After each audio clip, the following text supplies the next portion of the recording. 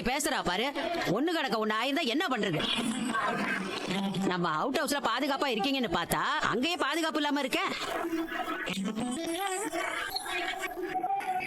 சரி, இனிமே நீ தமிழ் எல்லாம் அவுட் ஹவுஸ்ல இருக்க வேண்டாயா. வழக்கம் போல மாடியில ஒரு ரூம்லயே இருங்க. மீனராசி ரேவதி நட்சத்திரம்ல. ஆமா, ரேவதி நட்சத்திரம் அன்னைக்கு ஸ்டார் பிறந்த நாள்னு சொல்லுவாங்க. ஓ அப்படியா? இத்தனை வருஷமா நாங்களாம் ஒரே பிறந்த நாள் தான் கொண்டாடிட்டு இருக்கோம். இது நீ ஸ்டார் பிறந்த நாள், நட்சத்திர பிறந்த நாள் என்னமோ சொல்ற. அப்படிலாம் இல்லடா.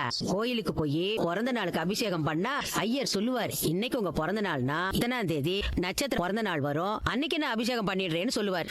அதே நட்சத்திர பிறந்த நாள்னு சொல்லுவாங்க. இந்த விஷயத்தை முன்னாடியே சொல்றது இல்லையா? அடி தூள் கிளப்புற மாதிரி ஏதாச்சும் பண்ணிருக்கலாம்ல. வெறும் கேசரியோட நிப்பாட்டிட்ட. ஆமா, அப்படியே நீங்க பிறந்த நாள பயங்கரமா கொண்டாடிட்டீங்க. நாங்க நட்சத்திர பிறந்த நாள சொல்லாம விட்டுட்டோம். இதே இடத்துல கேக் வெட்டுறேன்னு வாங்கி அந்த கேக்க கீழே தானே தள்ளி விட்டாங்க. வந்து பிறந்த நாளையும் ஒழுங்கா கொண்டாட முடியல. இப்ப நட்சத்திர பிறந்த நாள்னு சொல்லியிருந்தா மட்டும் அப்படியே கொண்டாடிடுவாங்களோ? வாஸ்தவம் தாண்டா. உன் அப்பா ஆஸ்பத்திரியில உசுருக்கு போராடிக்கிட்டு இருந்தப்ப மருந்து கொண்டு வந்தது அவதானே.